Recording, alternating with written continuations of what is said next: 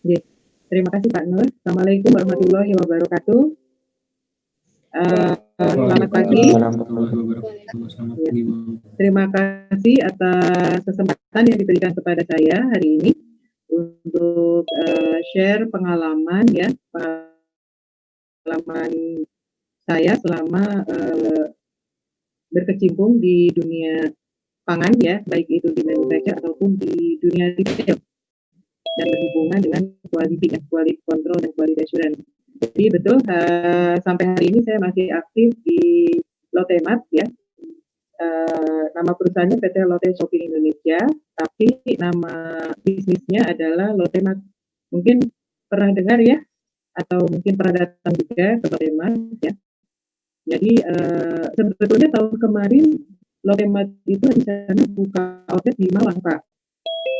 Tapi entah kenapa ya ada masalah dengan perizinan. Jadi sampai saat ini kita belum buka ya di Lotemat.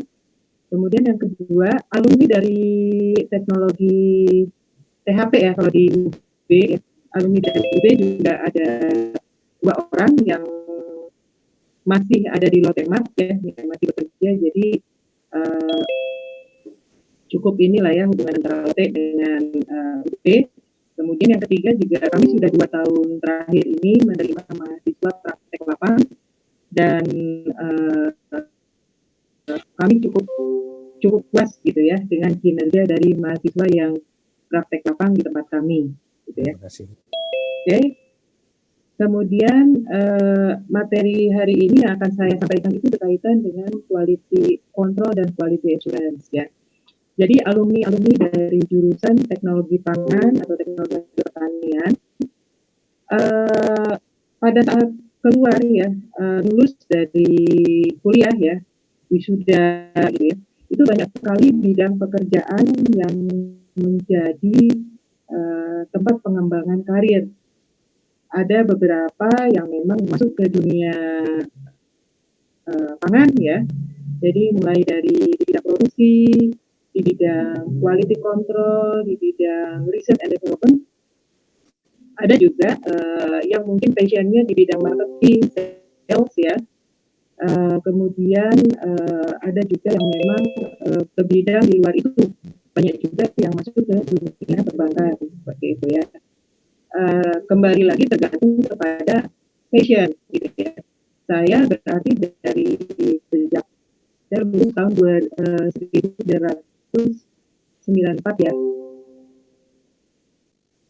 Sampai sekarang passion saya memang di quality assurance. Jadi kemanapun saya pergi bidang itu selalu saya ikuti ya. Kemudian juga perkembangannya juga selalu saya ikuti. Jadi dari pertama saya lulus kuliah sampai sekarang perkembangan mengenai mutu itu juga selalu ikut ya. Jadi kalau ada pelatihan mengenai update sistem, entah itu ISO ataupun HACCP ataupun halal, itu mau tidak mau saya selalu ikut ya. Hari ini saya akan coba share ya,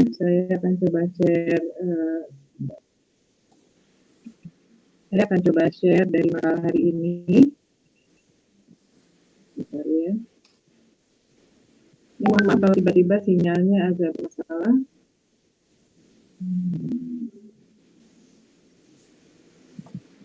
Ya. Gimana, bisa dibuka Pak? Bisa dilihat share-nya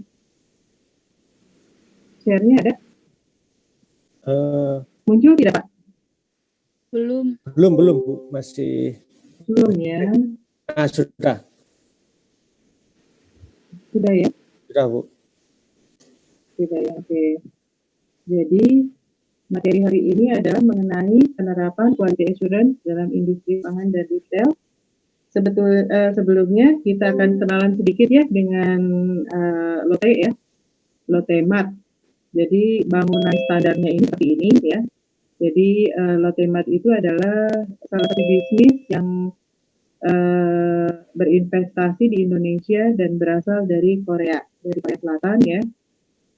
Lotemat itu tahun 2008 melakukan takeover PT Makro Indonesia. Mungkin dulu ibu atau bapak dari adik-adik ini mungkin kalau belanja ke makro gitu ya pakai kartu segala. Nah, tahun 2008 itu diakuisisi oleh Lotte Mart, jadi semuanya dibeli ya oleh Lotte Mart. Nah, kemudian bentar ya.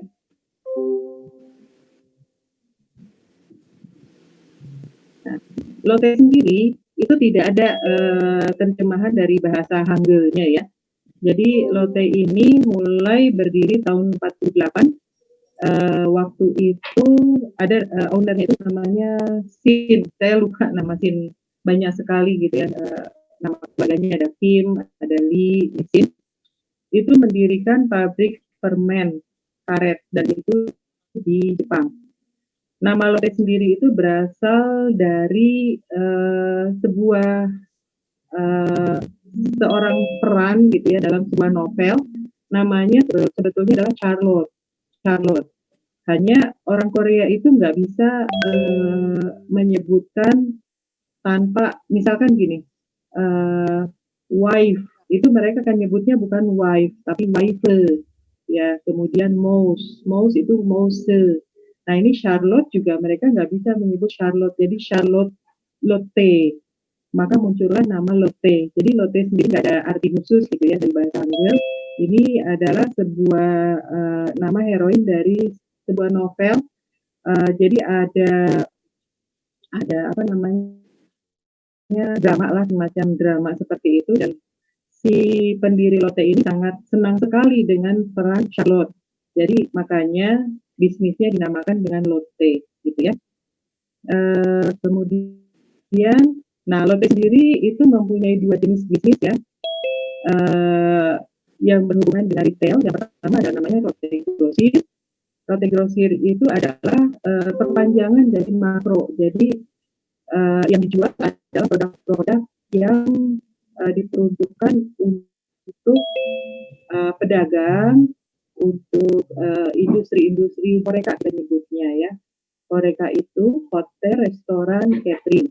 Jadi kalau datang ke Lotte Grosir, which is seharusnya sudah buka di Malang ya, Lotte Grosir, itu akan ketemu dengan barang-barang yang besar-besar kemasannya. Jadi misalkan minyak goreng 18 liter, saus 5 liter gitu. Jadi memang peruntukannya untuk pemain-pemain restoran Horeca.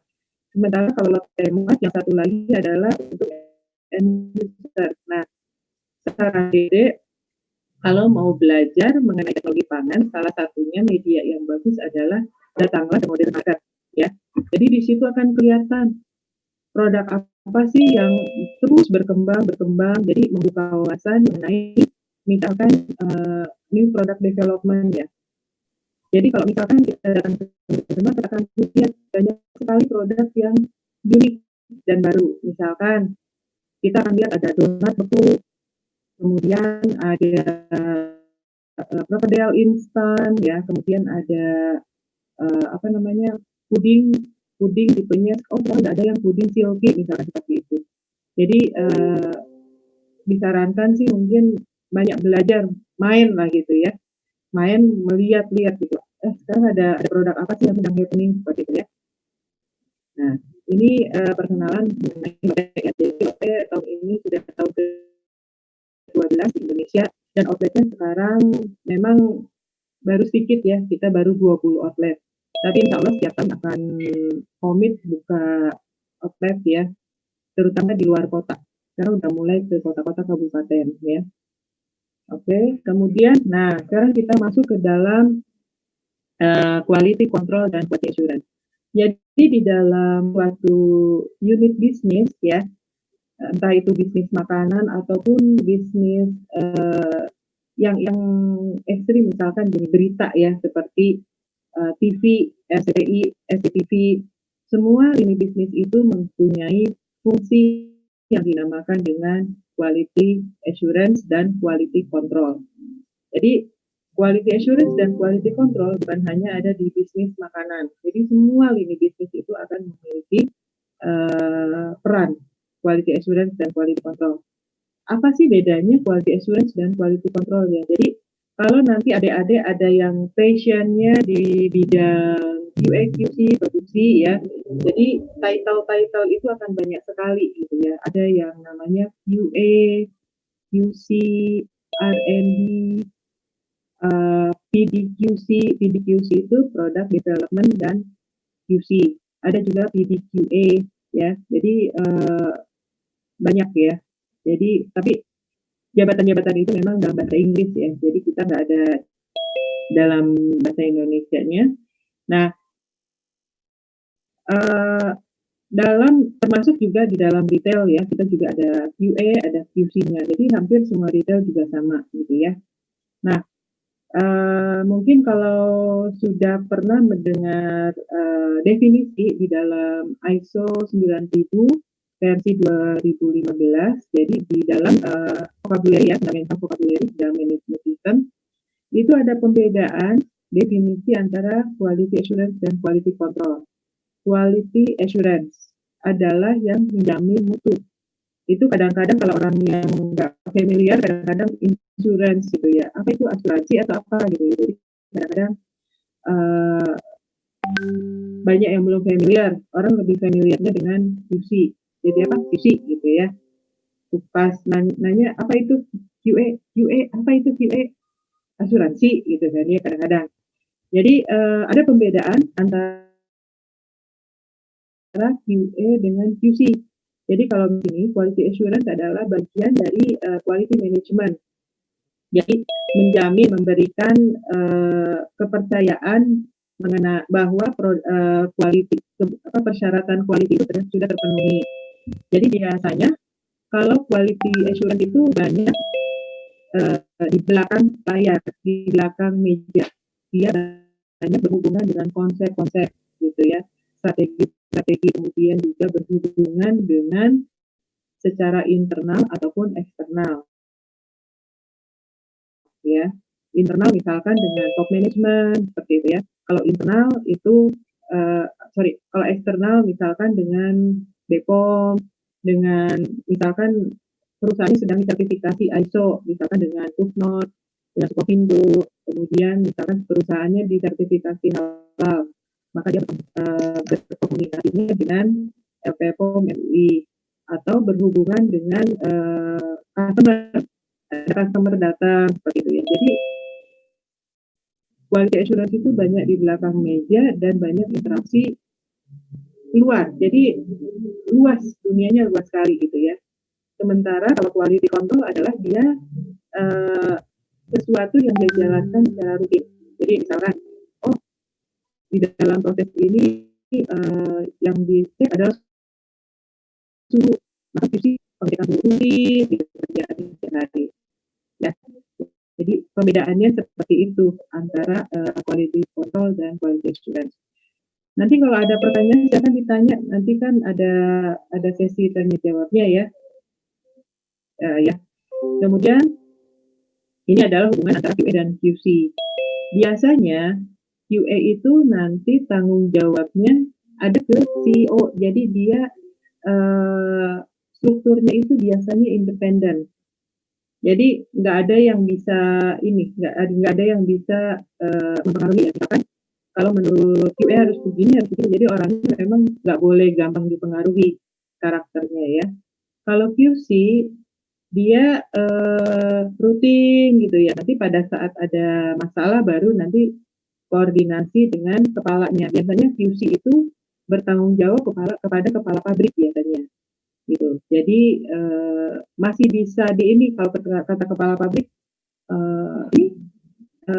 misalkan ya kepala sistemnya yang kurang komit, udah loloskan aja, itu bisa kejadian. Tapi kalau QA itu harus betul-betul strict gitu ya. Nah kemudian ini perbedaannya antara QA dan QC. Jadi kalau QC itu kepada produk, kalau QA melihat ke proses, apa sih yang harus kita kendalikan nih? Apa yang harus kita kendalikan ya? Misalkan dalam suatu industri, misalkan ya, industri ayam goreng seperti fast food yang ada ya, misalkan, maaf, mungkin saya nanti akan menyebut beberapa merek-merek gitu ya, nggak apa-apa ya Pak ya, Pak Nur ya. misalkan dalam industri misalkan KFC misalkan ya, yang menjadi kontrol di dalam proses pengolahan ayam goreng adalah suhu ya.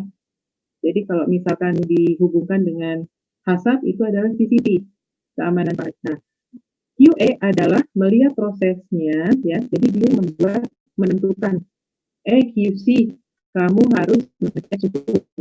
Nah, QC yang mengecek suhu yang menentukan bahwa yang harus dicek adalah suhu penggorengan adalah QA ya. Sehingga QC itu adalah bersifat reaktif ya, reaktif.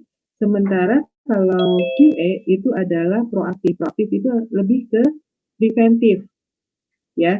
Jadi kalau QA itu preventif, sementara kalau reaktif itu corrective action ya. Kemudian kalau QC di line production, kemudian QA itu di staff function. Kemudian kalau QC adalah menemukan apakah ada defect atau tidak, sementara dari QA adalah prevent the defect. Bisa ya perbedaan antara QA dan QC. Kemudian kalau quality control activities adalah dia ngecek. Jadi dari awal sampai akhir produksi ada titik-titik tertentu yang harus dicek. Itu adalah QC. Jadi rutin berulang ya. Jadi setiap proses ya. Sementara yang dilakukan oleh QA apa? Dia mengaudit apakah yang dilakukan oleh QC itu sudah sesuai tidak dengan standar yang sudah dibuat. QC activitiesnya adalah testing. Kemudian kalau QA adalah defining the process, yang mendefinisikan dari prosesnya.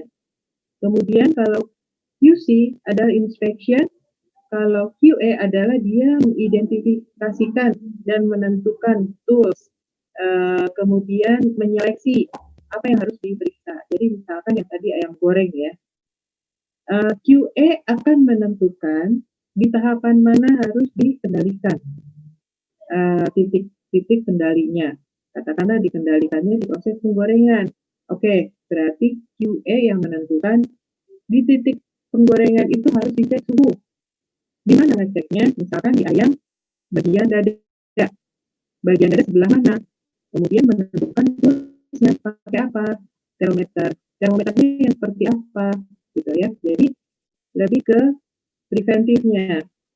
Kemudian quality control activities adalah dia akan melakukan review dari checkpointnya. Dia mereview selama biasanya per hari nanti akan dilihat ini udah dicek, udah berarti semuanya pas gitu ya. QA apa? Dia akan melakukan training dari quality standard dan prosesnya. Jadi banyak berhubungan dengan pelatihan, karena itu biasanya QA itu harus selalu mengecek setiap perkembangan. Kalau misalkan produknya dipasarkan di dalam negeri, otomatis setiap bulan minimal itu harus akses ke webnya BPOM. Jadi ada JDIH BPOM. Di situ akan keluar ya regulasi, kan setiap saat kita juga nggak tahu kapan mereka rilis ya. Seperti sekarang mereka baru rilis tentang standar mengenai produk yang disterilisasi setelah dikemas. Jadi ada aturan-aturan tambahan. Kemudian beberapa bulan lalu keluar mengenai informasi nilai gizi itu wajib dicantumkan untuk produk UMKM yang jenisnya disebutkan snack dan lain-lain. Jadi hal-hal seperti itu harus selalu update ya. Kalau misalkan berhubungan dengan produknya di ekspor, berarti harus update mengenai standar-standar dari negara tujuan ekspor. Seperti dulu saya tempat kerja saya pertama adalah PT Philips Indonesia. Jadi dan seluruhnya itu diekspor ke Amerika. Jadi saya setiap saat itu harus update mengenai peraturan-peraturan dari US FDA seperti itu ya. Kemudian ini ya mengenai definisi QA dan QC.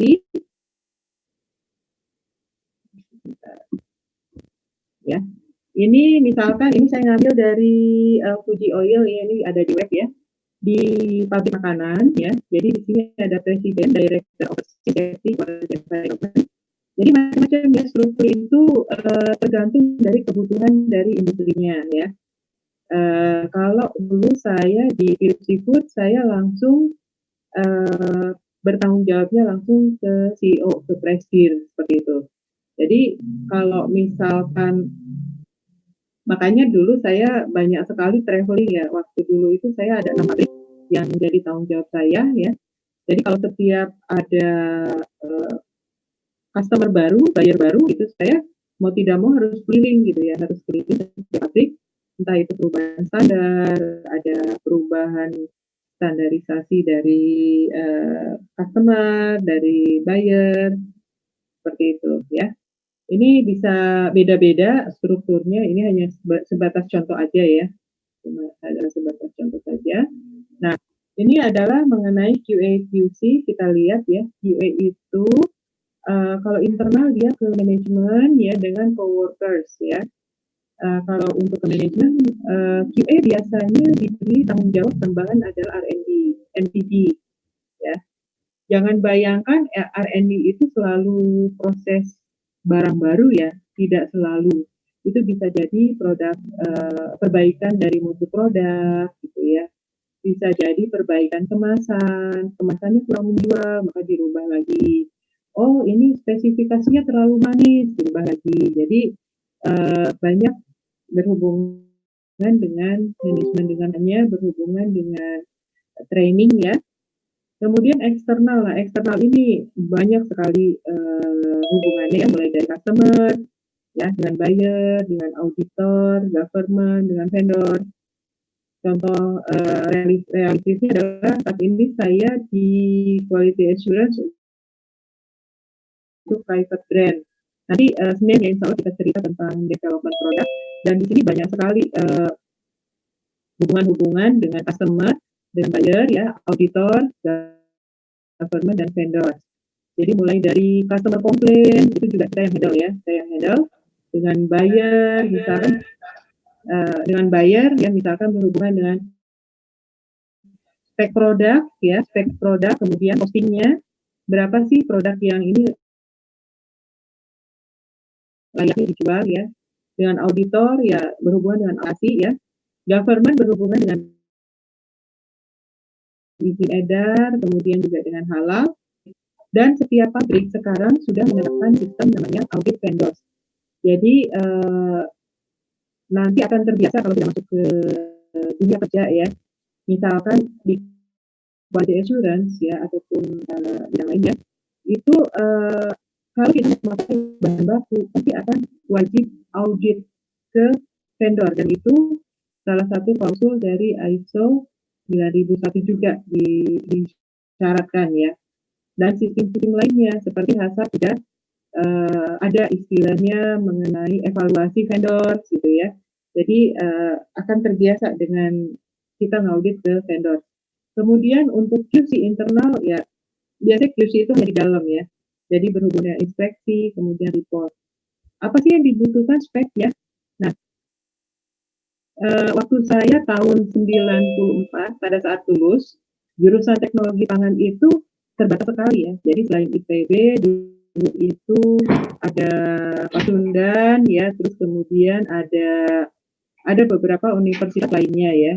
Tapi saat ini jurusan teknologi pangan itu hampir tersebar di banyak university gitu ya. Jadi di UB juga ada, kemudian di apa namanya di Harapan, terus di Tahid ada, jadi banyak sekali gitu ya.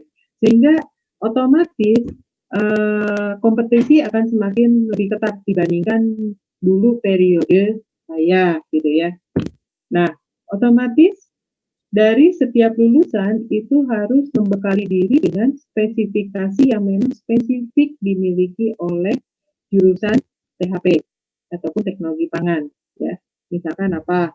Jadi harus paham mengenai regulasi tentang BPOM. Jadi dari sekarang lihat-lihat webnya BPOM. Boleh catat namanya JDIH ya. JDIH itu adalah kumpulan dari peraturan-peraturan BPOM. JDIH BPOM di Google aja itu nanti ada ya. Kemudian tadi yang saya sampaikan, coba main-main ke modern market. Modern market kan sambil belanja snack gitu ya, atau kebutuhan untuk kalau buat anak kos, dilihat tuh ada produk apa sih, dilihat labelnya ya. Lihat labelnya, oh label ini ternyata wajib ada nama produk, komposisi, dan lain sebagainya. Kemudian yang lainnya ya tentunya harus memperdalam masalah HACCP. HACCP itu adalah salah satu dari banyak senjata yang harus adik-adik miliki, ya. Jadi selama belajar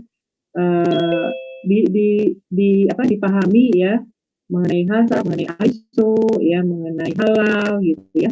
Jadi apa sih ini? Gitu sampai kita paham ternyata sistem ini beda gitu ya dengan sistem ISO dan lain sebagainya. ISO pun turunannya banyak ya, bukan hanya 9001, tapi ada 22.000, 14.000, itu serialnya banyak.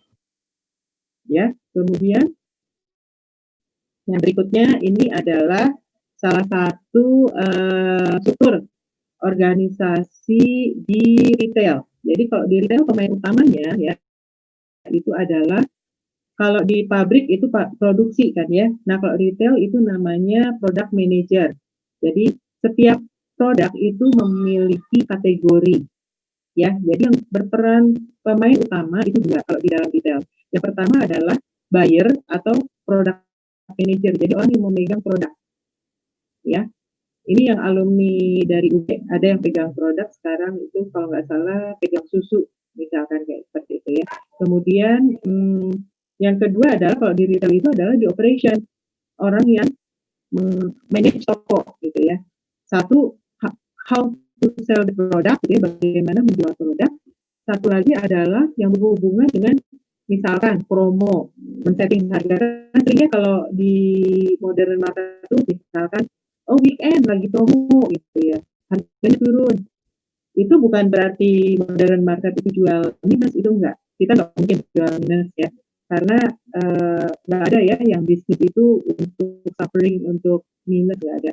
Jadi ada sistem-sistem tertentu gitu ya, sehingga tetap bisa berjualan tapi juga bagus gitu ya.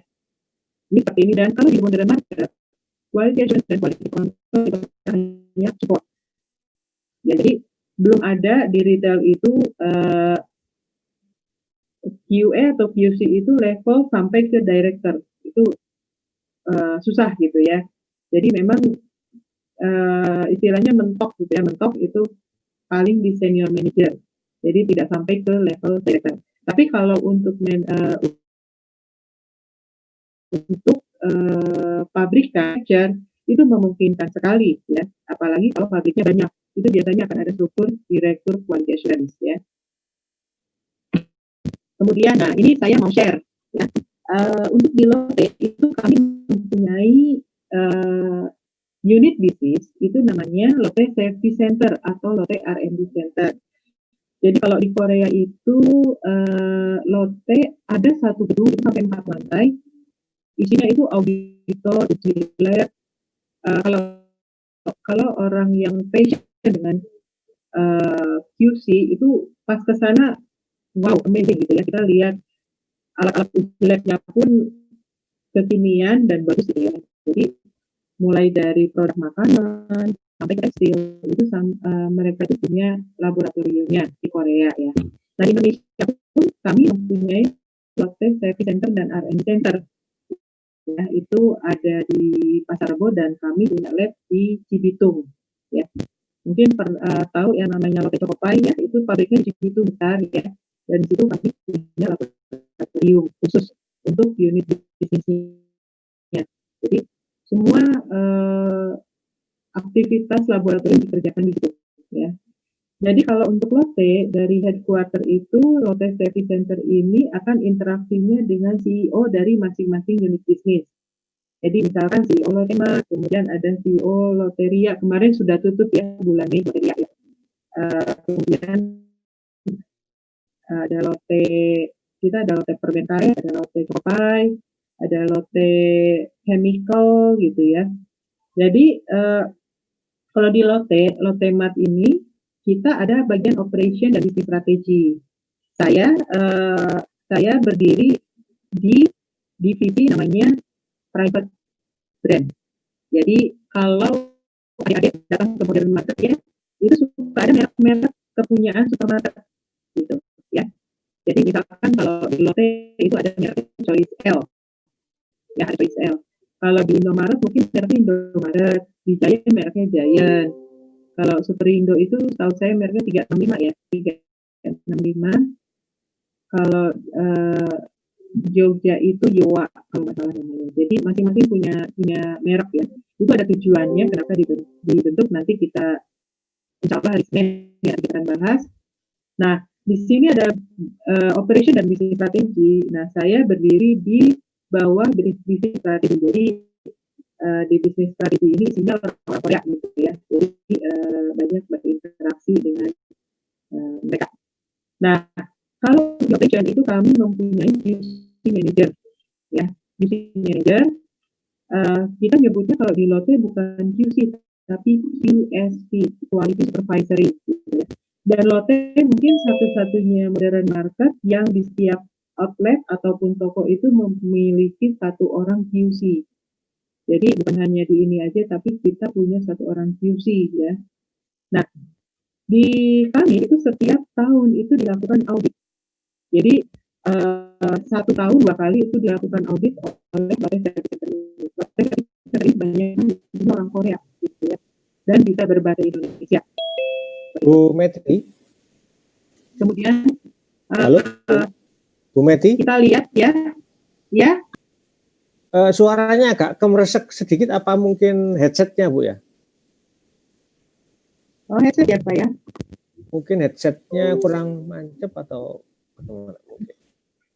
Dicoba. Udah pakai headset aja mungkin ya. Ini gimana?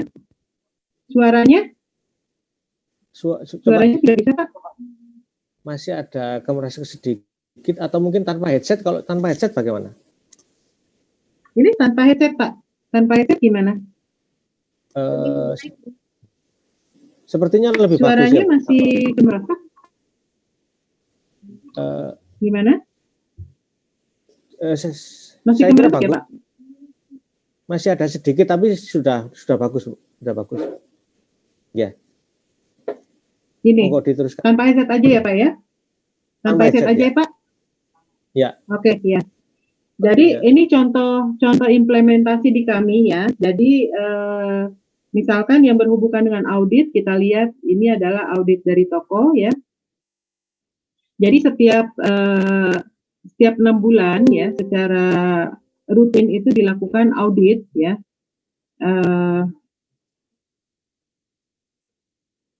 Apa sinyal di saya kurang bagus ya Pak ya? Sudah bagus sekarang. Kita lihat. Sekarang sudah bagus. Sudah bagus ya. Oke, baik Pak. Ini kita lihat audit di toko. Nah, audit di toko Lotte reportnya seperti ini. Jadi audit tidak terjadwal misalkan. Jadi di sini Youth Hongsa itu Mart itu toko gitu ya. Jadi ada Mart, ada pabrik. Kalau di Lotte di sana tuh ada hotel gitu ya Pak ya, itu termasuk yang ini juga. Nama toko ini adalah LSI Bandung. Jadi LSI itu adalah kode untuk grosir Pak, roti grosir ya. Kemudian ini skornya A. Auditornya Deki Kurniawan. Ini Bu, permisi Bu. Ini adalah kelihatan ya Bu? Screen-nya kosong Bu. Kenapa? Screen-nya nggak kelihatan. Oh, kosong ya Pak ya? Oh, sebentar Pak. Ini apa? Video atau bagaimana? Sudah mulai Pak? Muncul nggak Pak? Belum. Terhadap audit ini Pak. Dan kalau misalkan auditnya di bawah 90 biasanya ada efek malu. Jadi kami sudah gimana ya? Sudah dibiasakan apabila skor yang didapat itu rendah gitu. Jadi ada efek malu. Ada efek malu dari tokonya. Jadi selalu berusaha untuk mencapai skor minimal 90. Ini nggak muncul juga ya Pak ya? Iya, belum Bu. Belum ya, oke. Nih selain audit ya, selain audit store juga itu dilakukan seleksi vendor private brand. Jadi private brand ini yang tadi saya bilang, ini muncul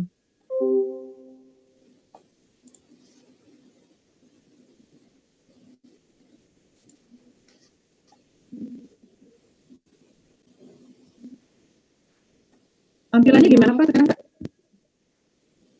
Kosong. Saya malah kosong ini. Bentar. Mohon maaf Bu, izin memberikan saran, mungkin bisa di stop share terus baru di share lagi Bu. Stop share dulu ya Bu ya, bentar. Stop share di atas ya. Iya, stop share mungkin. Stop share dulu ya.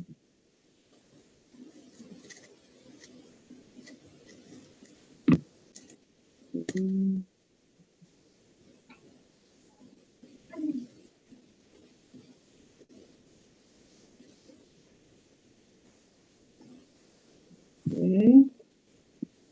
Kita berarti ulang lagi ya Bu ya. Iya, diulang yang. Share lagi ya Bu ya. Oke, monggo. Ya, silakan. Oke. Coba lagi.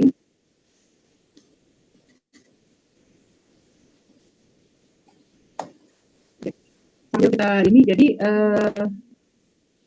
audit untuk vendor private brand gitu ya. Jadi dari headquarter itu tidak mengizinkan saya sebagai anggota dari Lotema untuk menyeleksi vendor karena ada konflik of interest ya, karena kami berada dalam satu entity. Gimana kalau sekarang sudah ada Bu? Pak? Belum? Share-nya? Belum. Coba diulang lagi, Bu. Bentar.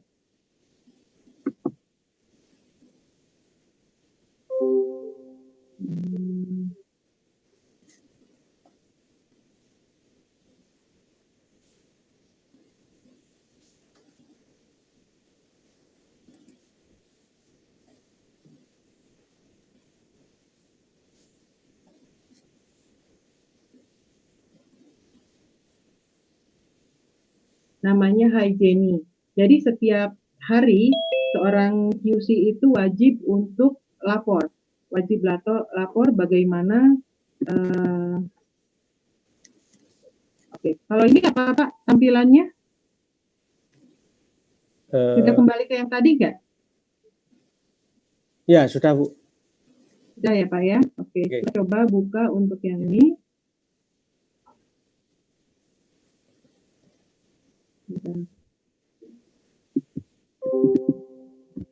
Ya. Jadi seleksi vendor itu oleh mereka ya, dan semua checklist itu sudah jadi dari mereka, dan standarnya cukup tinggi ya. Jadi vendor-vendor private brand ini wajib memiliki misalkan metal detektor, kemudian juga memiliki standar HACCP minimal gitu ya. Gimana sekarang sudah ada Pak? Tampilannya apa kalau kita tahu? Masih belum ini Bu. Sudah muncul belum tampilannya? Masih cuma hitam gitu. Jadi masih... Laporan audit tidak terjadwal, ada tidak Pak? Masih black screen. Masih Wah. Atau dibuka dulu di file terpisah, kemudian dibuka dulu di file terpisah, kemudian ya mungkin ada PDF gitu, itu ya Bu ya. PDF dokumen itu dibuka. Iya, saya dalam bentuk PDF Pak. Iya, buka dahulu.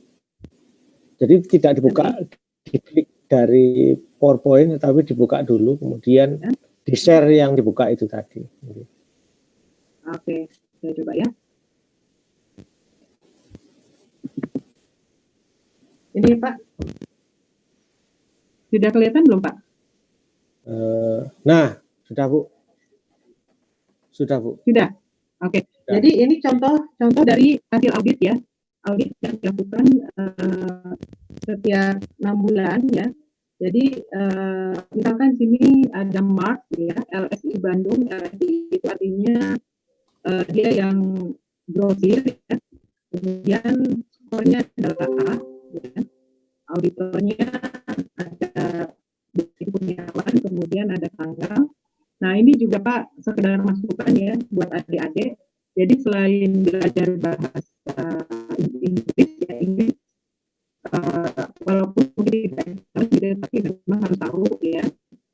Mungkin kalau di antara waktu-waktu sekarang banyak daring ya belajarnya ya jarak jauh itu upayakan belajar bahasa yang lain ya bahasa Asia. Karena seperti Jepang, Korea, China gitu ya itu banyak sekali nanti kalau misalkan ketemu dengan dengan player gitu ya player dari negara lain gitu. Kalau misalkan ada kita tahu sedikit-sedikit gitu ya itu biasanya ada sesuatu selling point gitu. Jadi belajar bahasa di lain selain bahasa Inggris itu akan sangat jadi benefit buat kita ya karena auditor yang dicari untuk yang TCST Center ini adalah mereka yang bisa bahasa Korea. Jadi yang bisa membaca textbook segala macam seperti itu. Ini contoh dari reportnya ya. Apa sih yang diperiksa? Yang diperiksa ini yang pertama adalah mengenai manajemen area kerja. Jadi nanti akan insya Allah mungkin pada saat good retailing practice nanti bisa kita bahas ya.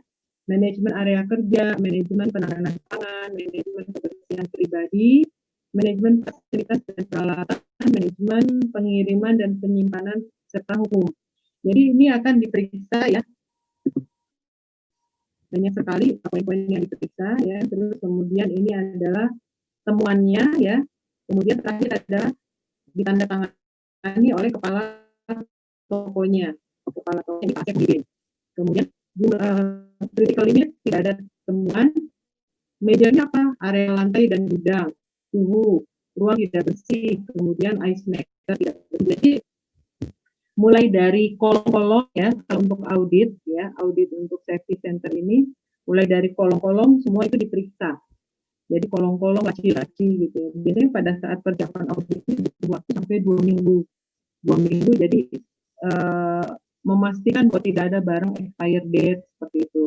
Dan mereka kalau misalkan di tempat kami ada RTA ready to eat product, jadi mereka mempunyai test kit untuk ngetes masalah free fatty acid untuk minyak goreng. Jadi apakah minyak gorengnya masih layak untuk dipakai atau tidak? Ya, ini saya stop share dulu. Ini ada satu lagi reportnya, mungkin bisa kita lihat ya. Mohon maaf ya, jadi ada sedikit kendala. Oh, maaf. Kita lihat lagi.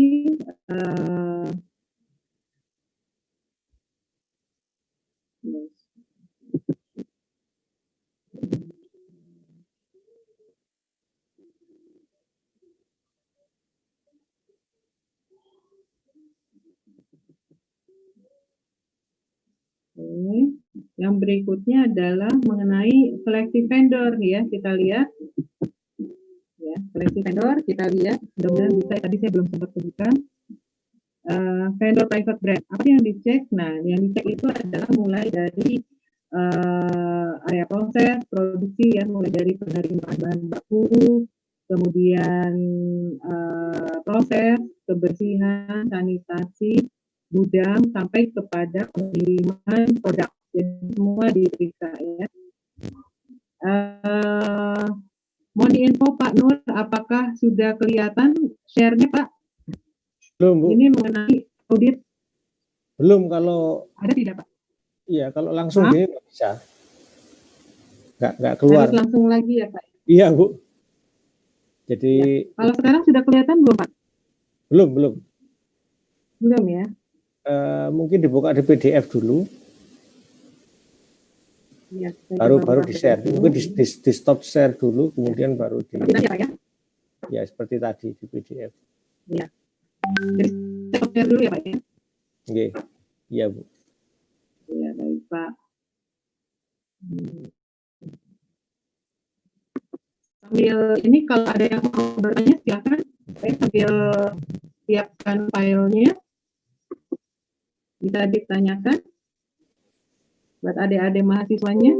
Silakan dari mahasiswa yang mau tanya sambil disiapkan filenya.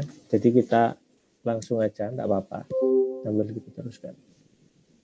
Baik Pak, saya mau tanya boleh Pak? Silakan. Saya mau tanya, mungkin itu kan audit ada 3 ya, yang dari toko internal, kemudian ada yang dari vendor private brand sama business unit Pak. Itu mungkin bisa dijelaskan untuk masing-masing kenapa harus ada 3 audit, terus fungsinya masing-masing untuk apa, dan kan ada skor minimal yang harus dicapai. Kalau misal tidak mencapai skor, dampak resikonya kenapa, bagaimana dampaknya sama toko atau mungkin sama perusahaan, dan kalau standar atau sesuai dengan skornya itu gimana Pak?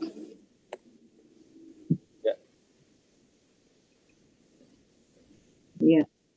Jadi ada, monggo Bu Medi kalau mau menanggapi langsung.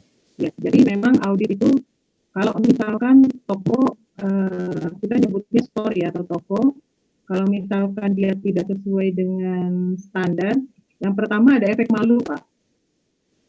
Ada efek malu, jadi kalau misalkan sangat kritikal sekali itu bisa sampai kepada punishment. Jadi sampai kepada punishment. Kalau bekerja di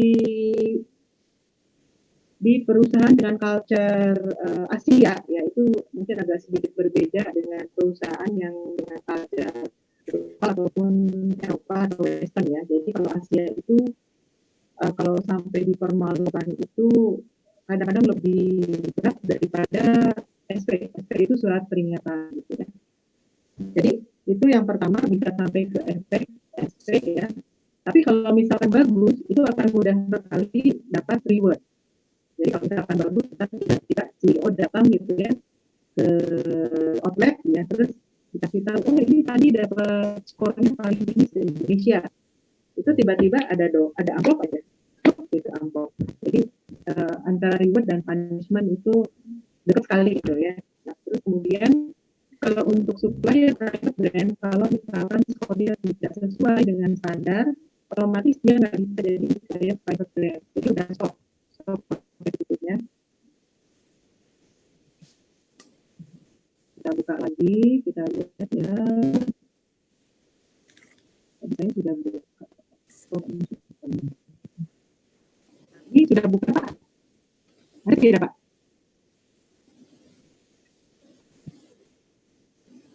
Pak Nur? Belum, masih. Sudah Bu, sudah. Sudah ya, oke.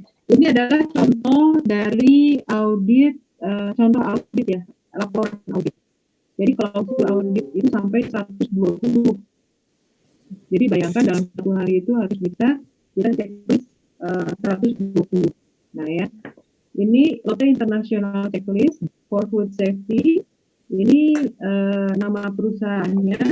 Kemarin kita baru selesai proses launching, itu kita membuat rolade sapi, rolade ayam, terus ada kornet ya, kornet ayam dan sosis ayam ya. Jadi ini dilakukan di auditnya di bulan Januari oleh Deki Kurniawan ya. Nah ini kita lihat ya, kurang jelas ya, besarkan. Jadi si Papua itu salah satu vendor di daerah Bekasi ya. Nah di sini ada skor-skornya ya. Jadi tipe auditnya ya, berapa jumlah omsetnya ya. Ini adalah yang kotak pertama itu adalah company profile dari perusahaan ya. Kalau yang kedua adalah mengenai poin-poin yang diaudit. Jadi per poin itu akan ada klausul ya. Jadi ada klausul 1.1.2 ya. Jadi yang diperiksa itu mulai dari environment, hygiene control, good manufacture, cooling control, water supply, storage, transportation, measurement, quality system, regulation, food safety system, PBS. PBS ini biasanya kita take out. PBS itu sama seperti 5S. Kalau di Jepang itu kan 5S ya. 5S, kalau Korea namanya PBS. Kemudian ada very critical dan ini total. Jadi maksimal itu dapat skornya 100 atau upgrade ya. Nah, supplier ini pada di sini si auditor menyampaikan bahwa pabrik output itu terdapat microbiological control. Caranya apa? Adanya proses steam pada suhu 100 derajat Celcius selama 30 sampai 40 menit. Kemudian hazard control. Terdapat hasil uji lab kimia untuk nitrit dan fosfat ya. Kemudian menyediakan ruang khusus penyimpanan bahan kimia. Ya, jadi berarti ini kontrolnya terhadap hazard kimia. Ya. Kemudian foreign control, ada metal detector yang disetting sesuai dengan ukuran produk. Ada FE 1,5 mili, non FE 2 mili, dan stainless steel 2,5 mili. Ini berarti adalah pengendalian terhadap hazard fisik ya, fisik ini. Kalau yang microbiological control berarti itu adalah pengendalian terhadap hazard biologi ya. Nah, regulation dan law bahwa supplier tersebut memiliki sertifikat HACCP dan sertifikat halal ya. Kemudian di sini hasil setelah diaudit adalah adanya non-conformity, total ada 16. Kritikalnya ada 1, majornya 4, minimalnya 11. Very kritikalnya tidak ada. Apa yang ditemukan di sini kita besar lagi ya. Terlalu besar malah ya. Jadi di sini auditor menemukan banyak bahan baku yang tidak diberi label dan itu masuk ke kategori kritikal. Lapisan cat epoxy pada lantai frozen storage banyak yang terkelupas. Itu masuk ke dalam kategori media. Meja untuk meletakkan bahan baku daging harus sering dibersihkan menggunakan alkohol. Ini masuk ke media ya. Kemudian produk frozen tetapi pengiriman menggunakan mobil chiller. Kan nggak boleh ya. Kalau memang frozen harus dikirim frozen. Demikian juga penyimpanan di supermarket, kalau memang diklaim sebagai frozen, dia harus frozen. Ya. Kemudian menemukan banyak kontainer wadah yang sudah rusak, ya itu masuk ke dalam kategori digital. Kemudian digitalnya tidak ada.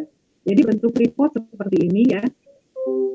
Nanti kalau di dalam kalau sudah masuk ke dunia bisnis seperti ini, nah ini contohnya dalam bentuk laporan itu harus ada evidence, bukti. Buktinya adalah seperti ini ya. Tadi kan disampaikan ya, adanya lapisan epoxy pada lantai frozen storage banyak terkelupas. Ini dibuktikan foto ya, biasanya memang auditor itu wajib evidence itu harus terbukti ya. Nah ini disampaikan seperti ini. Ada namanya ya, NC itu adalah non-conformity finding ya. Lapisan epoxy pada lantai frozen storage banyak yang terkelupas ya. Sebelah kanan ada tulisan corrective action. Jadi pada saat si food ini diaudit, ini ada temuannya, mereka harus melampirkan corrective action. Apa sih corrective action yang harus mereka lakukan ya? Terus kemudian picture of action sama deadline. Ya. Jadi kalau audit bentuknya pasti seperti ini. Ada temuan, kemudian corrective action. Corrective action harus dalam bentuk narasi dan harus dalam bentuk evidence. Evidence bisa dalam bentuk foto, bisa dalam bentuk form isian, misalkan tadinya formnya tidak ada, sekarang menjadi ada, ya seperti itu. Ada pertanyaan silakan, ya. Jadi banyak sekali evidence-nya, ya. Misalkan masih terdapat sisa daging pada mesin slicer yang sudah dibersihkan, itu kan nggak boleh ya. Kemudian perlu peralatan spare part fasilitas pada wadah yang layak. Atau misalkan kalau dalam industri makanan, peralatan-peralatan itu harus dimasukkan ke dalam box. Jadi nggak boleh itu bertebaran ya, kecil-kecilan. Ada obeng, ada umur, ya di mana-mana ada bibit, gitu ya. Jadi harus rapi, harus masuk ke dalam box yang khusus. Oke. Yang berikutnya kita lanjut ke ini, berarti saya stop share dulu. Ya. Kita lanjut lagi ke slideshow yang tadi ya. Oke, ini tadi di selective vendor ya. Tadi kita sudah bagus, minimal dia skornya B baru masuk. Kalau dia gagal, biasanya kita kasih kesempatan sampai maksimal 3 kali audit. Ya, kalau 3 kali audit dia nggak mampu, berarti kita stop. Jadi development produk itu tidak dilanjutkan. Dan sekarang ini banyak sekali ya bisnis-bisnis yang memiliki brand, tapi nggak punya pabrik. Ya, misalkan mungkin kenal Raffi Ahmad ya, Nagita Slavina, itu mereka memiliki snack ya. Saya lupa namanya gigi atau apa ya yang ada di supermarket. Mereka nggak punya pabrik, tapi mereka istilahnya maklun ya, sama seperti Lotte membuat sosis, membuat rolade, tapi kita nggak punya pabrik, itu namanya maklun ya, maklun atau co-packing ya. Dan itu pada saat memilih pabrik tentunya harus dipilih yang bagus. Nah, itu adalah pentingnya dilakukan proses audit ya. Kemudian kalau SOP ini menarik sekali, ini mudah-mudahan bisa kita lihat ya, kita lihat di SOP. Nah, ini belum dibuka juga nih, mudah-mudahan enggak ini ya. SOP ini adalah penerjemahan dari Good Retailing Practice versi BPOM.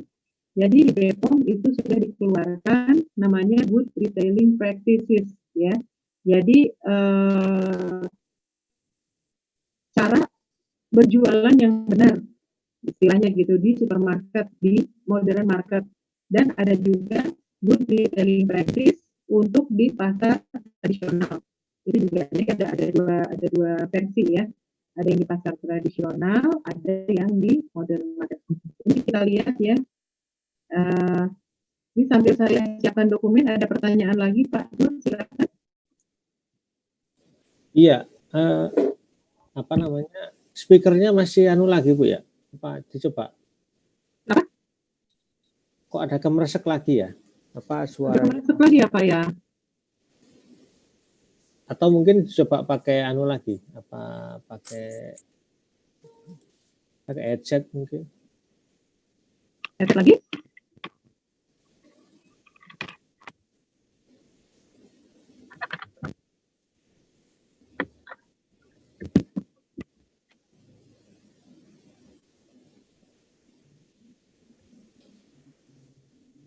Gimana Pak? Ini enggak? Suaranya? Kayaknya sudah agak lumayan. Agak lumayan ya. Jadi kadang harus pakai headset, kadang enggak ya. Iya.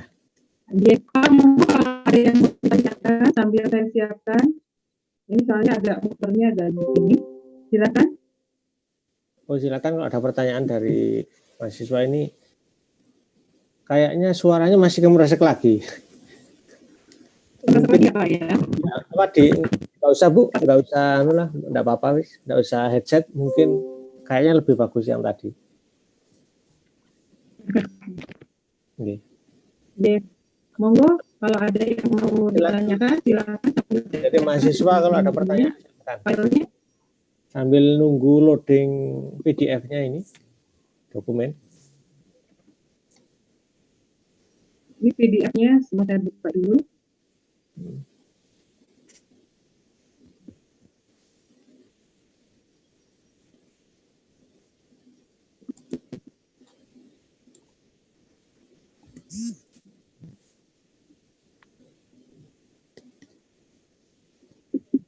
Ada suara ya Pak? Suaranya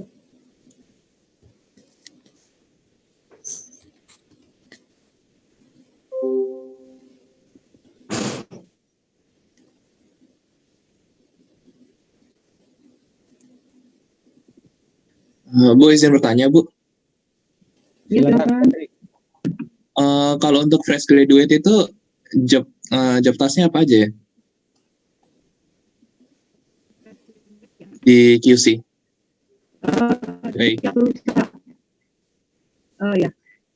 Ya. Kalau di setiap perusahaan itu biasanya, kalau perusahaan-perusahaan yang besar, itu mereka punya program namanya MP, Management Trainee. Jadi seperti Nestle, Unilever itu mereka mempunyai program manajemen training. Lotte pun ada ya. Kalau Lotte namanya FGTP, Fresh Graduate Training Program. Dan dari UB total yang saya ingat ada 3 orang sudah masuk ya. Yang 2 masih, yang 1 lagi sudah mengembangkan karir di bisnis di perusahaan online. Jadi ada 3 ya. Pertama mereka biasanya akan dilihat apakah mereka tertarik tidak dengan misalkan tertarik dengan dunia toko atau dunia di back office. Kalau di back office berarti speknya adalah orang yang senang dagang, tanda kutip ya, senang dagang. Jadi misalkan dia bisa bernegosiasi dengan supplier, dia bisa hitung-hitung keuntungan dan lain sebagainya. Dan yang penting kalau masuk ke dunia kerja harus pintar mengolah data dan mengoperasikan Excel. Ya, sudah terbiasa nggak belajar Excel? Jadi ada pivot, ada VLOOKUP seperti itu.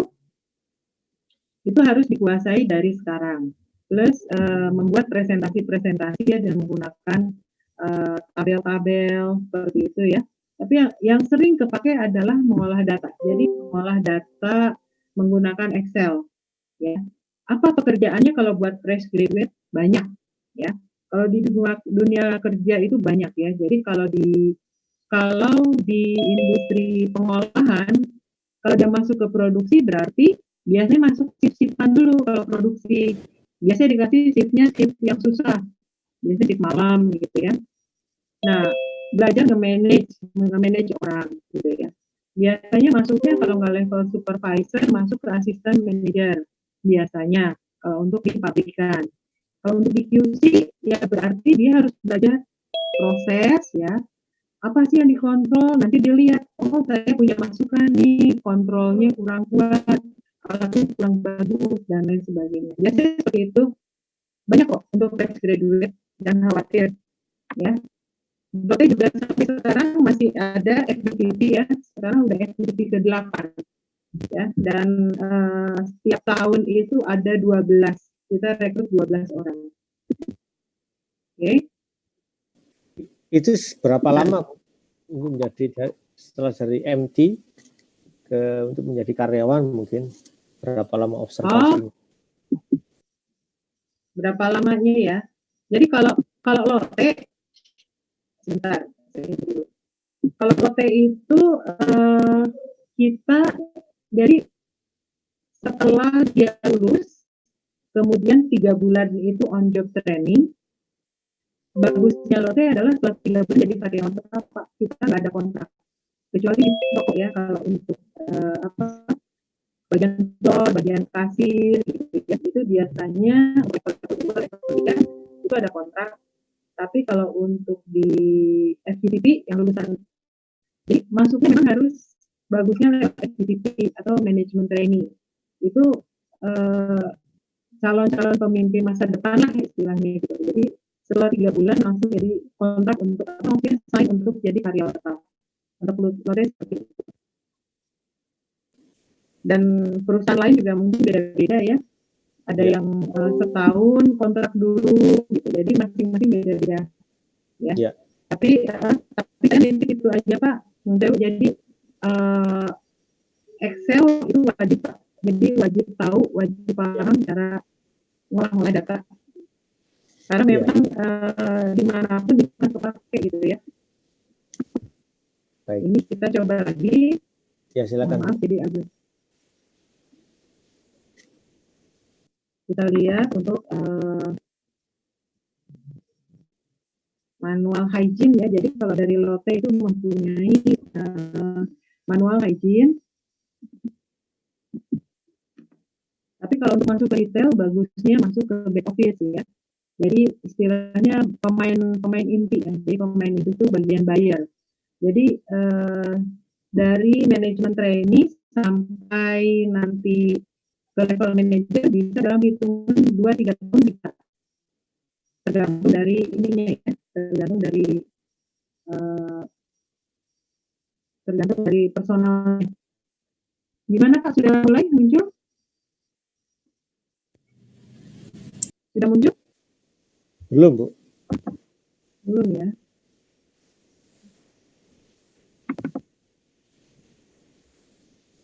Gimana? Sekarang sudah muncul Pak? Nah, ini masih kayaknya hampir sebentar lagi. Nah, sudah, Bu. Bentar lagi ya. Oke, monggo. Oke, ini adalah mengenai manual hygiene untuk Lotte. Jadi di sini contoh mengenai standar grooming, standar kebersihan, standar display. Ini persis sama dengan, jadi sebetulnya keluar dari BPOM, Good Retailing Practice gitu. Jadi memang kalau ini Lotte seluruh dunia standarnya seperti ini ya. Contohnya kita lihat ke bawah ya.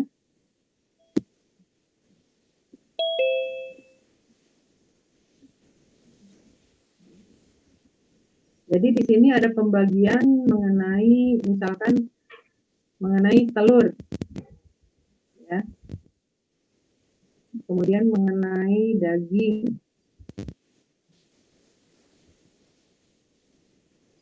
Saya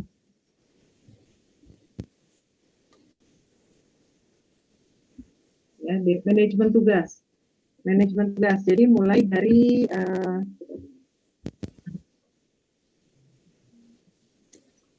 biar bisa terlihat ya. Manajemen tugas siapa aja yang terlibat di dalam aktivitas ini ya. Kemudian kita lihat display mengenai produk curah itu harus tertutup menggunakan plastik. Harus ada alat bantu pengambil penjepit ya, harus informasi penggunaan alat bantu, label, tempel, produk curah yang berbeda tidak boleh dicampur.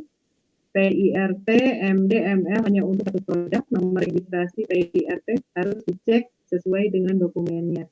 Jadi banyak supplier yang mengeluh ya, jadi pada saat masuk ke Lotte itu susah. Karena kalau Lotte, pada saat masuk, barang itu akan diberikan mengenai keabsahan dokumen barang. Jadi kalau ini ada PIRT-nya sudah expired, kita nggak boleh jualan. Atau ternyata di labelnya ada tulisan tidak menggunakan pengawet besar-besar di depan gitu ya. Itu dari awal kita pasti sudah tahu.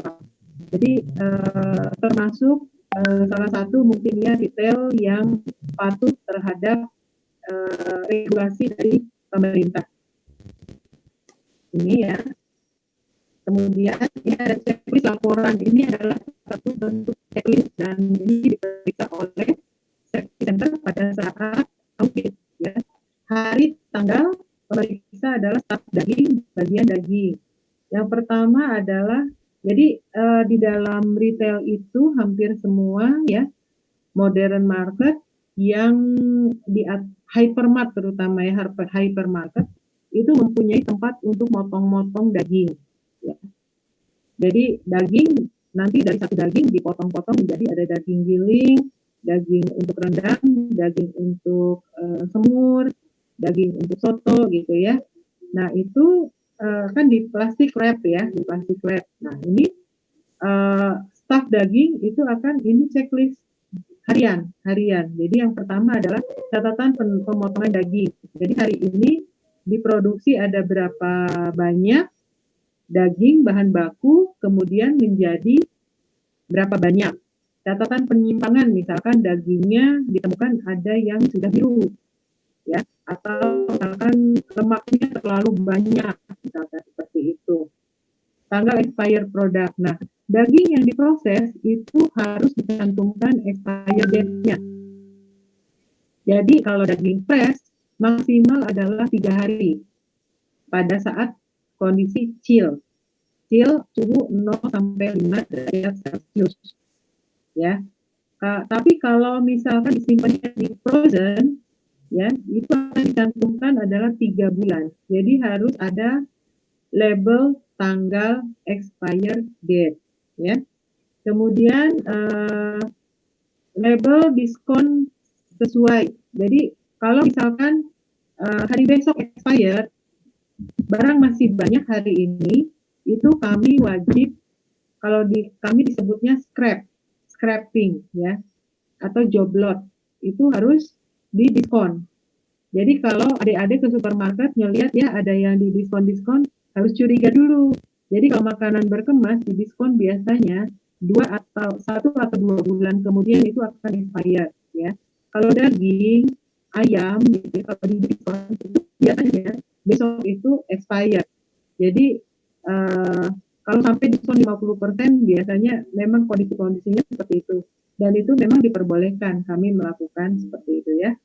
Kemudian yang boleh adalah pada saat expire itu masih di diskon dan sudah expired kita tetap jual, itu nggak boleh. Atau kemasannya rusak itu nggak boleh dijual ya. Itu nanti terkena klausul di BPOM dan undang-undang perlindungan konsumen. Kemudian harus ada informasi negara atau produk ya. Jadi biasanya di dalam nama produk itu akan ada, misalkan jamur enoki 2 bulan lalu kan pernah bermasalah ya, itu adalah enoki dari Korea, dari satu supplier. Jadi nama negara itu biasanya dicantumkan di label. Jadi misalkan enoki Cina 200 gram seperti itu. Kemudian nomor 7 proses pencairan. Cairan adalah towing ya, kita sebutnya towing. Towing yang benar adalah dari kondisi freezer itu harus masuk dalam chiller, tidak boleh di area suhu ruang ya. Dan itu pada saat kita boleh menjual misalkan ya dari biasanya ikan. Kita itu suka kesulitan ikan kembung. Ikan kembung segar itu akan sangat sulit. Biasanya kita dapat ikan kembung itu frozen, itu dari Pakistan, kalau nggak India. Terus kemudian kita towing di toko dan kita jual dalam kondisi segar ya, displaynya segar seperti itu. Dan towing seperti itu harus dilakukan di dalam chiller, tidak boleh di suhu ruang ya. Kemudian informasi proses pencairan. Jadi pada saat towing harus ada label jam berapa towing, jam berapa nanti harus panen, istilahnya itu panen ya, selesai towing. Kemudian produk tarikan. Jadi produk tarikan ada berapa produk tarikan itu adalah scrap. Jadi misalkan daging giling nggak kejual nih, udah didiskon, ternyata masih ada sisa, itu harus kita buang. Dan itu dibuang itu harus difoto, disaksikan security, dan dibuangnya pun harus dicampur sama sabun supaya orang bisa ngambil untuk dikonsumsi lagi. Ya. Ini adalah contoh-contoh manual sanitasi hygiene untuk toko ya. Ini memang sudah jadi dari Koreanya ya. Jadi ini misalkan titik pemeriksaan manajemen tugas, catatan aktivitas. Nah, untuk yang fresh graduate kalau masuk ke lote itu mereka biasanya 1 bulan di toko A, nanti 1 bulan di toko B. Jadi dikasih rolling. Biasanya ditaruh di area press.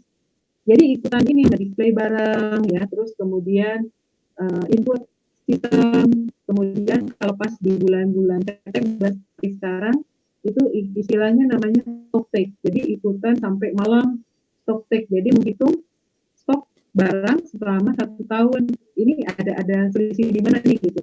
Jadi belajar banyak lah ya. Ini misalkan ya aktivitasnya ngecek tanggal kadaluarsa, kemudian tanggal kadaluarsa produk toko ya. Seperti ini, expired date-nya untuk daging giling 4 hari, LSI 3 hari, seal LMI 4 hari, LSI 3 hari, produk frozen 3 bulan, seperti itu. Kenapa LSI dan LMI beda? Karena memang kalau di LSI itu lebih pasti gitu ya, jadi lebih cepat habis. Nah ini adalah contoh kadaluarsa. Jadi ada form isian yang kotak kecil ini ya. Jadi kalau nanti ada kerja di industri makanan pun pada saat penerimaan barang, itu barang yang diterima harus diberi label. Labelnya seperti ini. Detail pun sama. Jadi pada saat terima barang, tanda penerimaan harus ditulis, kapan tanggal pemajaran dan tanggal kadaluarsa. Jadi sama di industri makanan ataupun di retail pun sama. Ya. seperti ini ya. Kemudian informasi negara asal. Ya. Banyak sekali ya. Jadi nanti saya akan pilih ya Pak Nur, mana yang bisa saya share. Kalau share semua kayaknya nggak bisa, tapi saya share sebagian aja, nanti saya buat filenya ya. Ya, terima kasih Bu. Oke. Mungkin seperti ini, kita lanjut lagi. Ya.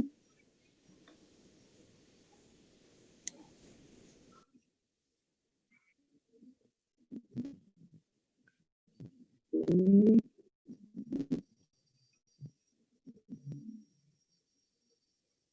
Sambil saya lihat ini lagi, ada yang ingin ditanyakan?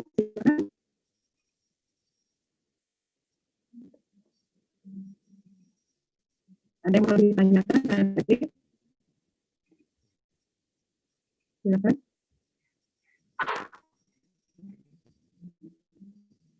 Ya. Kemudian di sini ada laboratorium. Nah, tadi kan kita bicara laboratorium ya. Nah, laboratorium itu seperti ini ya. Jadi dari pihak safety center itu mereka sudah melakukan yang dinamakan sampling ya. Jadi sampling ke toko. Jadi sampling dari toko itu akan dibawa ke lab ya. Dari lab itu akan diuji ya dengan standar dari Indonesia. Jadi standarnya mereka tetap pakai dari standar Indonesia untuk menjamin bahwa makanan yang kita sajikan ke konsumen adalah aman ya. Jadi mulai dari uji dari makanan, kemudian uji swab. Udah belajar uji swab belum ya? Jadi ada uji swab. Oke. Ini ada sedikit trouble nih Pak Nur, kayaknya Pak Nur untuk sharingnya. Ya, sharing ya, screen sharing. Iya, bentar. Jadi, Apa ya, ini laboratorium. Saya ingin menunjukkan salah satu contoh yang laboratorium. Oke. Nanti mungkin kita kirim ke kita filenya Pak Nur. Iya Bu. Iya. Nah, yang berikutnya adalah mengenai izin edar. Ini mereka sudah belajar belum ya?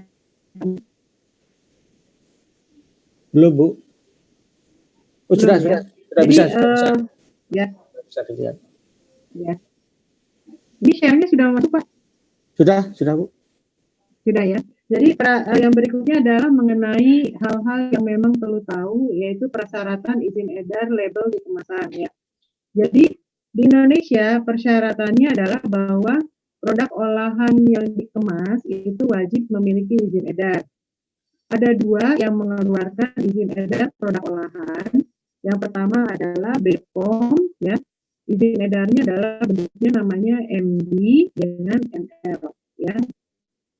Dalam negeri dan luar negeri ya. Kemudian kalau untuk industri kecil ya itu dinamakan dengan PIRT. Jadi kalau nanti main-main ke modern market ya supermarket bisa dilihat di belakang atau di depan ya BPOM MD nomor ya, terus PIRT nomor seperti itu. Nah, nomor 2 ini bahwa kalau makanan yang masa simpannya kurang dari 7 hari itu tidak perlu izin edar. Contohnya, misalkan produk-produk roti ya, roti Breadtalk, roti Holland Bakery, misalkan seperti itu, kue ya, itu tidak perlu memiliki izin edar. Kemudian untuk produk resiko rendah ini bisa menggunakan izin edarnya adalah PIRT.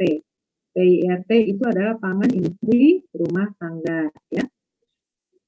Kemudian ada produk-produk yang wajib memiliki izin edar BPOM. Yang pertama adalah produk-produk impor yang tadi izin edarnya BPOM ML ya. Kemudian produk-produk yang wajib SNI, misalkan apa kalau yang wajib SNI adalah tepung terigu yang ada sertifikasi ya. Kemudian garam, air minum dalam kemasan, kemudian coklat bubuk, kemudian kopi instan itu wajib untuk BPOM ya, jadi nggak bisa pakai izin yang lain. Kemudian BTP ya, kalau kita jualan BTP seperti MSG itu wajib izinnya adalah BPOM, tidak boleh PIRT. Kemudian untuk uji pasar dan produk dengan risiko tinggi, misalkan produk sterilisasi komersial, produk yang diperuntukkan untuk bayi, untuk manula ya. Kemudian ada protein gizi, nah itu wajib dengan izinnya BPOM. Ini perlu tahu ya, jadi untuk industri makanan, bekerja di industri makanan, di industri retail ya, baik sebagai eksekusi, produksi, QA, hal-hal yang berkaitan dengan izin edar ini perlu tahu ya. Kemudian bagaimana kalau produk yang olahan seperti PSAT? PSAT adalah produk segar asal tumbuhan. Itu izin edarnya adalah ke Kementerian Pertanian. Namanya PD dan PL. Pertanian dalam negeri dan pertanian luar negeri ya. Kemudian produk seperti daging beku, ikan beku itu nggak usah ada izin edarnya sampai saat ini ya. Kemudian produk curah bagaimana? Produk curah tidak juga harus izin edar. Kemudian yang harus tahu juga adalah mengenai label pangan olahan. Jadi label pangan olahan ini contohnya seperti ini ya. Jadi harus ada nama produk itu wajib. Nama dagang itu untuk BPOM tidak wajib ya. Misalkan kita buat produk tanpa nama dagang pun sebetulnya nggak apa-apa asal ada nama produk ya. Kemudian di sini harus ada nama siapa produsennya. Kemudian nomor izin edarnya harus dicantumkan, ada tanggal kedaluarsanya, berat bersih atau isi bersihnya, kemudian harus ada komposisi atau daftar bahan, dan sekarang sudah ada peraturan baru sejak 2019, ada mengenai alergen. Jadi, coba nanti diperiksa ya di dalam kalau main ke modern market atau di rumah deh, gitu ya. Ada tulisan namanya, ada kata-kata mengandung alergen, lihat daftar bahan yang dicetak tebal. Artinya, sekarang dari BPOM itu sudah mewajibkan kalau mengandung alergen ya itu wajib dicantumkan di situ. Dikasih tanda BOB ya. Seperti di sini daftar bahan ikan bilis. Ikan bilis adalah salah satu alergen ikan ya. Kemudian ada informasi nilai gizi. Nah, informasi nilai gizi pun hanya untuk bahan produk-produk tertentu yang sudah wajib, ya, seperti olahan ikan yang beku, ya, olahan daging yang beku, olahan ayam yang beku. Kemudian dan sekarang ada namanya QR code. Jadi QR code ini, jadi kalau kita scan akan muncul ada nomor BPOM-nya dan kapan expired date-nya, ya. Jadi ini adalah hal-hal yang wajib tahu ya nanti sebagai praktisi ya, nanti praktisi apakah diproduksi ataupun distribusi QS ya. Kemudian yang berikutnya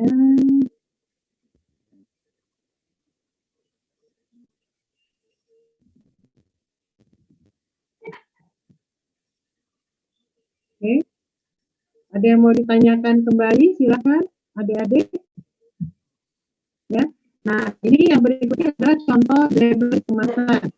Saya ingin tahu barangkali ada yang volunteer ya untuk nomor 1, nugget ayam beku, izin edarnya apa nih coba? Ada yang bisa bantu jawab? Nomor 1? Ayo silakan. Halo? Barangkali ada yang bisa jawab, bantu nomor 1. Nugget ayam beku. Izin edarnya apa? Silakan yang bisa jawab. Monggo. Harusnya dari BPOM. Kurang jelas, silakan. Siapa? Harusnya mungkin dari BPOM ya, Bu? Nugget ayam beku. Iya, dari BPOM, Pak. Jadi itu termasuk kepada makanan resiko tinggi. Jadi nugget ayam beku. Kemudian yang berikutnya kentang french fries beku. izin edarnya apa nih? Ada yang bisa bantu? Foreign Press. Bepom. BPOM ya. Nomor 3 tuna kaleng. Bipom, Bu. Bepom juga. BPOM ya. PRT. Nomor 4 abon tuna. PRT. PRT cukup. PIRT cukup, betul. Kemudian nomor 6 lada bubuk. Bipom. PIRT. Bukan. Lada bubuk itu masuk ke Kementerian Pertanian, jadi ke PD. Ya. Kemudian 14 roti tawar. PRT. Perlu izin edar nggak apa-apa, Bu. Ya, betul, tidak perlu izin edar ya. Karena kurang dari 7 hari. Kemudian 18 tahu goreng. Nggak perlu juga, Bu. Ya, enggak perlu izin edar. Nomor 20 ayam bumbu asap beku.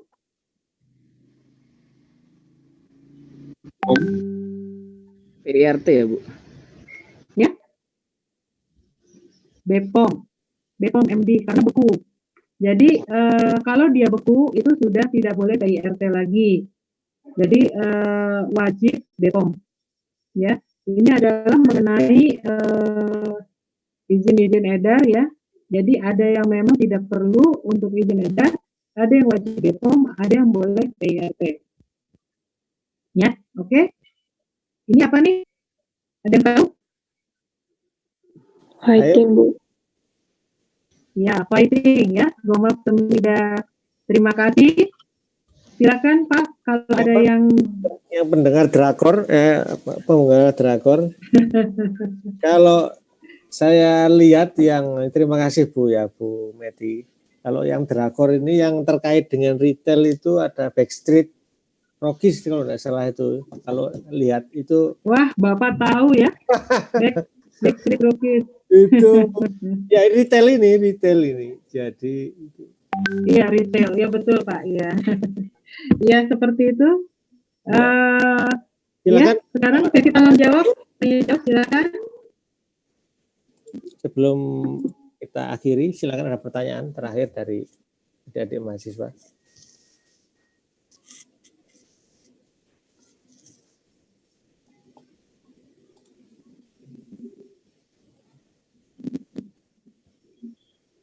Nah ini ada pertanyaan Bu melalui chat. Bagaimana melaraskan standar nasional untuk produk pangan dengan standar yang dibuat oleh QA? Apakah didulukan standar QA perusahaan atau standar nasional yang diutamakan? Ya, itu Bu yang di chat. Ya. Dari Muhammad Ilham. Ya, jadi kalau untuk tergantung Pak, apakah kita ini marketnya kemana? Jadi kalau marketnya keluar, ke ekspor tentunya standar dari negara tujuan, satu negara tujuan, baru ke standar internal. Ya. Jadi kalau standar mana yang didahulukan, ya tentunya standar dari nasional. Misalkan gini, standar dari definisi sosis adalah kadar daging itu minimal saya dapat ya. Jadi misalkan yang dinamakan sosis itu adalah kadar daging minimal 30% misalnya ya. Jadi di standar itu kita harus comply dulu baru kita standar di perusahaan. Ya. Seperti itu. Tetap ke negara kemana produk itu kita pasarkan, kita dahulukan ya, baru ke standar internal kita. Ya lagi-lagi customer requirement ini yang paling penting Bu ya. Jadi mau dituju kemana dulu ya. Iya betul Pak. Jadi tergantung kita akan dijual di negara mana gitu. Kalau misalkan dulu saya nggak tahu ada hari ini terakhir atau sebelumnya. Dulu pernah ada kasus ya di Indofood untuk mengekspor mie ya. Ternyata sampai ke Hong Kong itu di-recall ya karena ada satu kandungan bahan yang tidak sesuai gitu. Ya, ternyata masalahnya adalah banyak trader ya, contohnya misalkan membeli dari tempat kami gitu ya. Jadi mereka eksklusif atas nama perusahaan. Hanya kalau dari antar Indofood, misalkan ya Indofood mengirim ke Hong Kong, tentunya dia sudah punya channel, sudah sesuai dengan standar, ya kan? Tapi pada saat ada trader atau pedagang, dia menjual, membeli dari misalkan dari tempat kami, dari Lotte, mereka untuk ekspor seperti itu ya, dan mereka nggak lihat standarnya, akhirnya dikembalikan gitu loh barangnya. Ya. Bagaimana? Ya, terima kasih itu katanya Ilham. Mungkin ada lagi terakhir, pertanyaan terakhir sebelum kita tutup nanti. Satu lagi.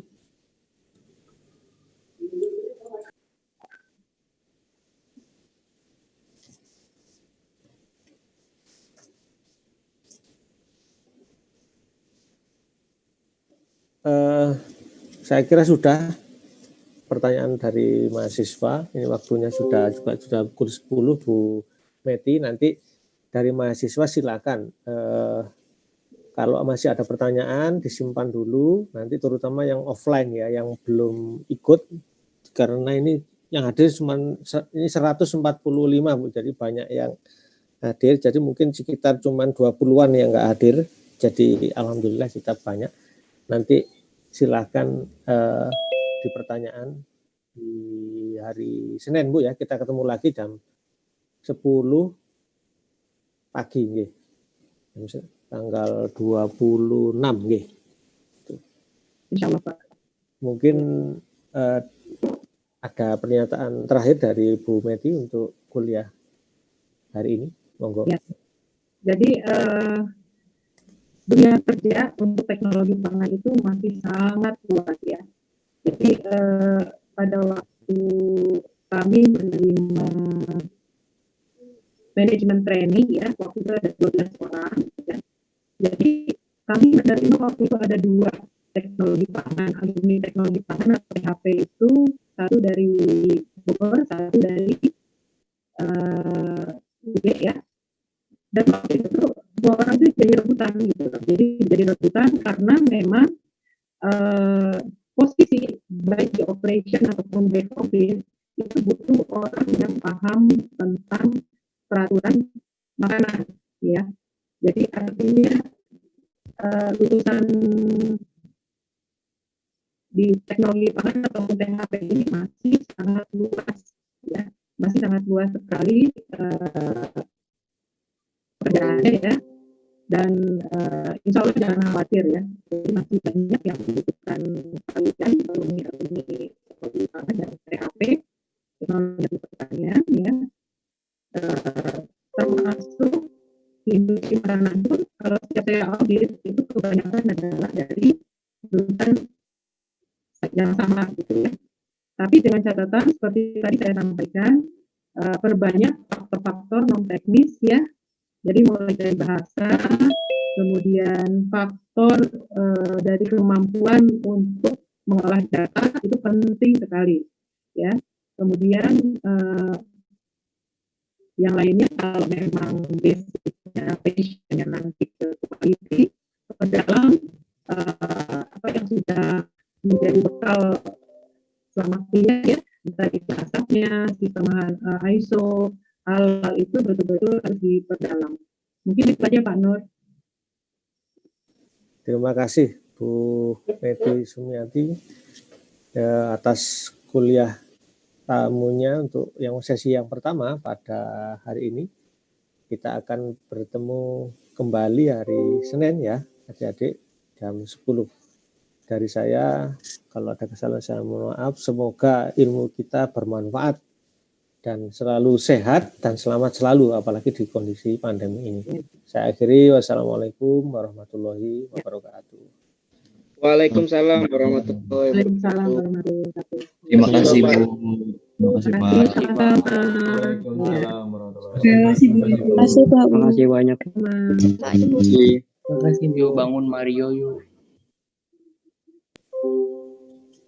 Ini ada Bu Ella, Bu Meti. Bu Ella. Oh, ada Bu Ella. Iya. Bu Ella. Assalamualaikum. Terima kasih. Ya, baik. Sehat. Alhamdulillah. Alhamdulillah, Bu Ella. Kapan kita ketemu lagi ya? Ya, setelah pandemi ya, masih repot kondisi. Ya.